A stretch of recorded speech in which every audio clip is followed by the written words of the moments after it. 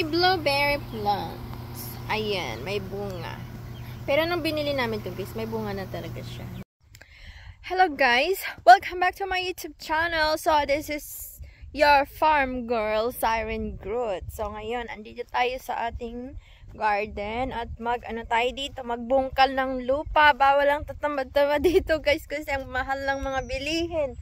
Mga gulay ang mamahal. Kaya ayan, mananim tayo para unlimited ang ating fruits and vegetables. Meron na siyang bunga sa baba. Tapos ayan yung taas niya na mamulaklak. So another fruits na naman yan. Dito wala pa siyang bulak. Ah, meron na siyang bulak. Yun, sa bandang yun. Pero sa baba, wala. Okay lang yan. Soon, mamumunga din yan. At, ayan pa, may bunga. Ang cute ng bunga niya. So, ito guys, lang to? Cherry tomatoes. Yung maliliit. Pero matamis siya. Yung pang salad. At, ayan, ang daming bulak. May bulak. May bunga ba? Ayan, ang dami. Diba? Pag may tanim ka talaga, limited talaga ang iyong fruit. Kasi pag bibili ka, ilang pounds, magkano yung pounds? $2. O ayan, pero pag nagtanim ka at ayan, namunga na ang dami. Ayan, and doon sa kabila. So, diba, ilang 2, 4, 6, 6 na puno lang yan. Pero pag mamunga yan, ang dami. Tapos ito naman, meron tayong sweet. Matamis ito guys, pang salad din ito. Or pwede rin tong pang snacks. So, diba? Pag masipag ka lang talagang mananim, madami ka talagang pagkain. Pag namunga na yan sila. Kaya lang syempre, hindi naman kasi madali mananim. Kasi, ayan, magbungkal ka ng lupa. Kapagod din, pero worth it naman. Pagka nakita mo na yung mga pananim mo na, munga na sila. So, dito, may tanim ako dito. Meron akong kale dito. Siguro mga 3 puno yan. And, yung isa, yung parang snow peas, idadami ba? Cantaloupe. Tapos, doon ang melon, cucumber, at saka cabbage, and peas. Tapos, dito naman, carrots. Sana mabuhay kayo. And, dito, mayroon tayong ditong, okra. Yan, okra yan sila guys. Yung 2 row na to, okra yan, mga baby. Ang hirap magpatubo from seeds.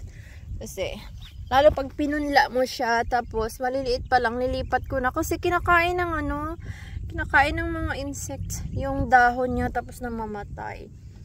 Ayan, 3 row na to is okra. So, pag namunga yan sila guys, mayroon tayong unlimited na okra. So, dito naman is ampalaya. Ayan, kaso yung niya, yung dahon niya, nagpukulay dilaw. Ano kaya? Bakit kaya? Doon yung may tusok-tusok na yon. Ayan yan, string beans. So, magbungkal muna tayo dyan guys. So,